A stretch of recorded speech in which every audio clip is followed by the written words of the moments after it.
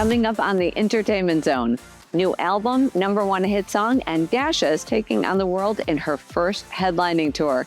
Plus, a Broadway musical comedy that is so good you could just die. Death Becomes Her. And after the break, we go behind the scenes with one of country music's newest faces, Alexandra Kay. I'm Front Row Phyllis, and this is the Entertainment Zone. First time performing at the CMT Awards in Austin, Texas with her #1 hit song, Austin. Well, let's see how life has changed for this country superstar, Dasha. We got to talk about your global hit, Austin. The premise behind the song really came from a real heartbreak. It did, yeah. And a toxic relationship, which kind of go hand in hand at that point. But what I love is that you added to the story. Tell our viewers more about that. Well, I had just gone through this pretty horrible heartbreak. It was my first big girl breakup, I want to say, my first adult heartbreak, and everyone remembers those. Remembers the first one. Remembers. The first one hurts so bad. And I was in LA. I had just dropped my label and my management, and I was going back to my roots, back to country music. It's why I fell in love with songwriting and storytelling in the first place. And so I just needed to change. I needed to go back to what made me love music in the first place. And so I was in this weird kind of turmoil point where I was going through this heartbreak, going back to country music, and I wrote Austin because I was so mad at this guy one day. And I walked out of the session being like, whoa, I think I had my first hit. I was like, this is the catchy song I've ever written. You really felt it. I knew it. I had a gut feeling. So you hear it the first time on the radio. Where were you? I was in New York City in the back of a cab on the way to a label meeting, and I was screaming. I was tapping him. I was like, it's me on the radio. He's like, okay, sure. And I was like, no, it's me. That's my song. And he's like, okay, yes, good job. And I'm like, no, you don't understand. It was funny. Line dance. Where'd that come from? I've been line dancing since I was 12 years old. Okay. I would go to the Mid-State Fair every year, and the way to flirt with boys would you to go to Jimmy's Watering Hole, where they had line dancing every night. Oh, no. And I learned all the dances because I wanted to look all cute on the dance floor, duh. And then when I moved to Nashville when I was 18 for college, I started going to Palace Nashville, which is one of the best places there to line dance. And then I moved back to Nashville last year, and that's when I started doing it again. And I was thinking, how can we blow this song up, Austin? It's so catchy. How can we get people to hear it? And I was like, oh my God, I'll get people to play it in honky tonks. We'll make a line dance up. So I posted it on TikTok so that people would play it in honky tonks, but then it just ended up blowing up. And then now we're here. So Plus, you were a ballerina. yes, 15 years of ballet. Wow, I was a ballerina. Really? Yeah, Nutcracker. Me too. Sugar Plum Fairy. You were Sugar Plum? Stop. Oh my God. My favorite role I did was Terrible Trio.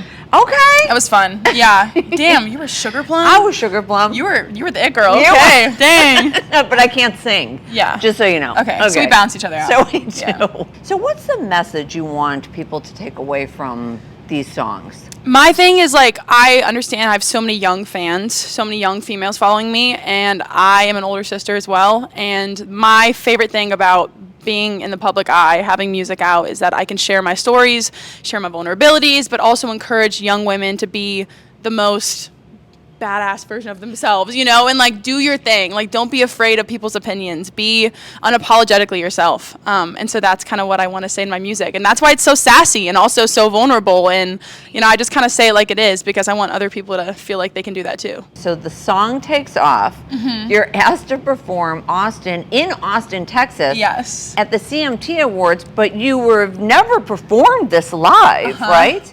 Okay, how did that So it was feel? my first time in Austin playing Austin at the CMT Awards, which was my first award show ever, first carpet ever. It was a very intense day, as you can probably imagine. A little stressful. Yeah, my heart was beating so fast before I went on stage. It was actually insane.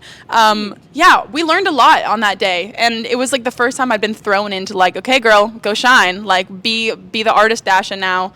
And I don't know, so I felt like something lit up inside of me on the carpet. I was like, okay, we're meant to be here. We got this. Right. The performance was so scary. That was the scariest thing I've ever done. It was my I was first. going to say, how do you calm yourself down? I was learning still. Trust me, I was learning. My heartbeat was going so crazy. Now I realize that I need to meditate before shows. So before shows, I'm full meditation mode, breathing. Yeah, because for me, I don't drink before shows or anything like that either. I kind of just lean on my performance skills from, growing up doing musical theater and dance and all that stuff. And Right. yeah, I get kind of anxious when I have anything in my system before because I feel like Yeah. I can't fully lean into it. But then we have to, okay, I got to skip over because this is just mind boggling. So you have no management. You have no label. You're an independent artist. yeah. And it takes off like a rocket. And you're in the driver's seat.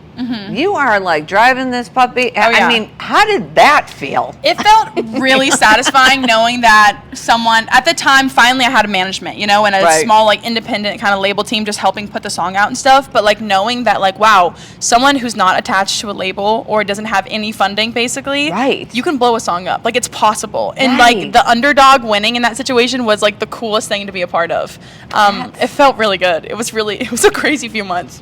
If you could collaborate or write with anyone, who would it be? Because I have somebody in mind. I think Taylor one day would be incredible, but Casey Musgraves, Yeah. same trailer, different park, that album, I heard it when I was 10 or 11, and the way that she is so clever with her songwriting and just so intentional in herself, I love Casey. So she and I doing a song together. Honestly, I just want to like hang out with her. So who I wanted to see you Yeah, who was collaborate? it?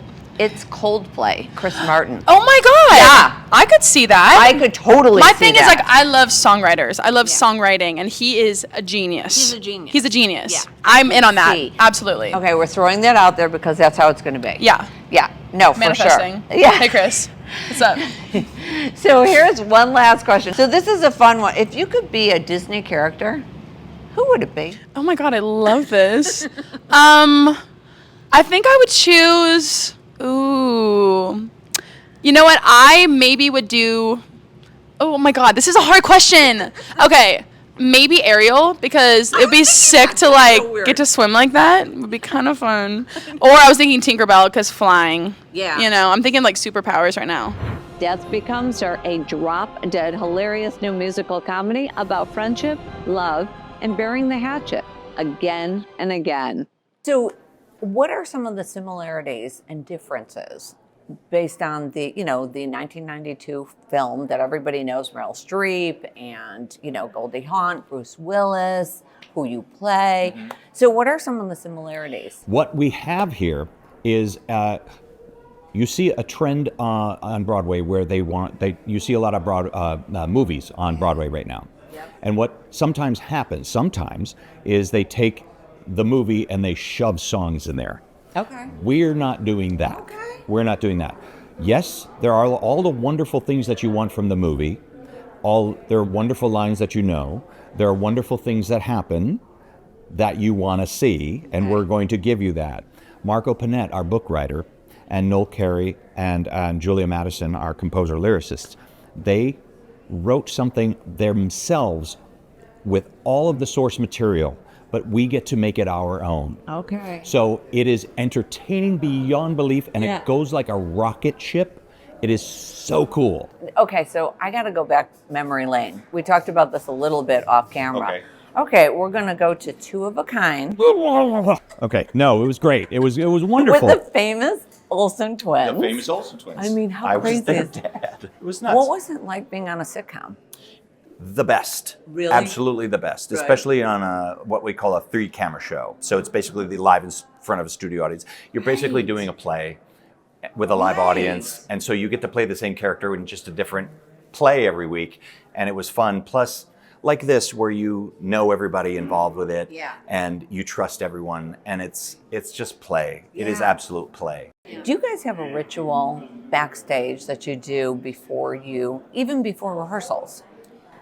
Together? Yeah. It's interesting you should say that. I think because we just started, we haven't developed a group ritual. Yeah. I will say, as far as Megan and I go, we have made a pact that our relationship off stage is the most important thing for the relationship on stage, and that there's no room for any sort of drama or competition, and we really are open and support one another, as well as Christopher and Michelle and the entire ensemble. But Megan and I are, at one point in the show, become quite attached at the hip. So our relationship and trust is paramount to this being the joyful experience it is, and it already is. Now, if you didn't go into this industry, this crazy business that we're all in, what would you have gone into? I love that question because we're people. Thank you for asking it. I would have gone into psychology. Really? Yes, Okay. I love the human mind and spirit, and I think I would. I'm actually going back to school when I can to get my degree in that field. So Really? yeah, so during the pandemic, I was taking a lot of courses, but that is my passion. Other than this. Let's switch subjects and talk about Viola, who you Yeah. play. And so she's got this secret potion that I know, right? Yes. So if you were given that secret potion, would you take it? I'd want to know the ingredients. I'd want to know the side effects. I've got 3 doctors in my family, so I'd run it by them and say, hey, what are the possibilities? What do you think? You know, are the benefits greater than the side effects? You know, that's me. I'm an overthinker too, so But you know that it makes you look and feel younger. that's what this potion does. It makes you look and feel younger. I know that's what it does. You still got to look at what you're putting in, but there's sometimes you're just so desperate. You're going to make that appointment. You're going to go get that vial of whatever. And I get it. I understand. So let's go back memory lane. Let's go to Destiny's Child. So do you ever look back at some of the old videos? And do you ever think, what was I wearing? Right. You know what's so funny about that is there are times I'll look at some costume designs of Destiny's Child, and Tina Knowles, Beyonce's mom, was a great designer. And then I look at what we're doing on this stage that Paul Tazwell is designing, and I have so much fun and feeling so blessed to have those grand, sparkly moments in this show. I think you're gonna be blown away. Everybody's wardrobe, even Jennifer, who plays Helen, honey, she has a coat, just a coat a wool coat, and it's snatched and it's tailored correctly, just perfectly for her. Then you have the sparkles of the dancers, the ensemble. So I'm excited. So a beautiful actress, a long-suffering author, they're frenemies. Yes. Until Madeline, the role you play, steals Helen's fiance. Oops. Oh, things happen. Yeah. It does. And then the world's turned upside down because then we bring in Viola, who's got the secret potion. Okay, do tell the audience a little bit more. Well, throw in some songs and you've got a musical. Okay. And some magic too. We've got a lot of magic, which is really, really fun and exciting. Yeah. Wow. Yeah, for anybody who's seen the movie, they're going to be delighted. If you haven't seen the movie, you're going to be delighted too. And hopefully you'll go watch the movie afterwards. I know, right? Because it's one of the greatest films of all time, in my opinion. I love it so much. So you've been doing this for a long time. Not that long, but a long time. A long time. Okay. It's been a long time, yeah. Broadway, TV, film. What advice would you give the younger generation that want to get into this industry? I don't know. There's not like one special thing that, because everybody has such different paths. But I always say do as much as you can, including like not being in the spotlight, like build costumes, clean the theater, take tickets, be just so you understand that you're just one piece in this giant puzzle, even though the spotlight's literally on you. Right. There's a lot more going on. And I think the best way to really understand and respect that is to literally put yourself in those shoes and be those other pieces. Right. Do everything you can and just be nice. Yeah. Just be nice. Be kind. There's a lot of talented people in the world, but being nice will get you. A country music powerhouse, Alexandra Kay, started writing music at 15, has a fan base of over 7 million, and just wrapped up her first national tour with Jelly Roll. Oh my gosh, you started writing music, at 15 years old? Yeah. I mean, I have kids and they're college kids. They would never think of writing music at 15 years old. So how did that all come to be? I just was, a young kid dealing with a lot of feelings. I've always been a really emotional person, and I have definitely been a very emotional child. And so I feel like I just needed, some kids take to diary entries, and I guess that's kind of what I picked up first. And I'll never forget like the first diary that I bought and I know exactly what it looked like. And I just started writing, and I did a lot of creative writing. Like in 4th grade, I won some like creative writing contests and stuff like that. So I always just really liked to get my feelings out. So I did that, and then I started to just kind of like, it rolled into poems, and then I got really into poetry, and then I could hear melodies, and before I knew it, I was just writing songs. So you find out that you're going to be going on tour. You've been on tour with some of the big names, but you find out that you're going to be on tour with Jelly Roll. What were the thoughts that went through your mind? Well, I tell this story all the time, which is so strange that I even tell the story, but this should just tell you how big of an open book I am. I don't lie, and I'm very much You're like right there. Yeah, but what you see is what you get. And so I was waiting to hear if we got the tour, and I don't remember what we did. I don't remember what I was doing earlier that day, but like I finally had a day off, and I just remember it was like a really crazy week. And so I was like, I am going to have like a self-care. I went into the bathtub. I lit candles. I was like chilling, right? I had like bubbles and everything. And I was just like super zen. And then all of a sudden I got a phone call, and I ignored it, of course.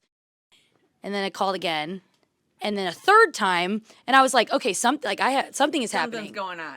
So I answered, and it was a FaceTime. So I was like continuously, and And so you're in the bubble bath. yeah, so I answer it, but like literally like this, and I was like, yo, I'm in the bathtub. What's up? And they were like, you got the tour. And I was like, what? And I just like, yeah, there's a screen recording somewhere of me just like this, so you can't see me.